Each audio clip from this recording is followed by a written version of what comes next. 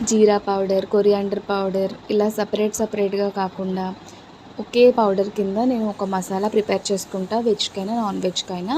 First అయితే ఒక pan పెట్టుకొని దాన్ని ప్రీహీట్ చేసేస్తాను.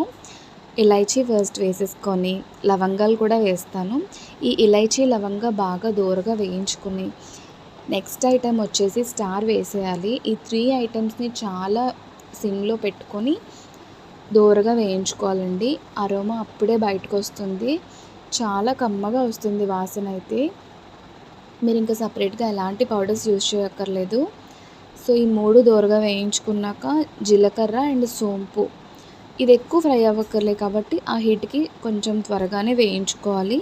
ఈ ధనియాలైతే నేను ఇంట్లో యూజ్ చేసే ధనియాలు. అండ్ ఇవి ఆల్రెడీ ఘాటుంటాయి కాబట్టి కొంచెం మిరియాలు తీసుకున్నాను. నేను తీసుకునే క్వాంటిటీకి తగ్గట్టు తీసుకున్నాను. సో, నాకు ఆ మిరియాలు సరిపోతాయి. మిరియాలు వేసిన తర్వాత కూడా ఇంకొకసారి బాగా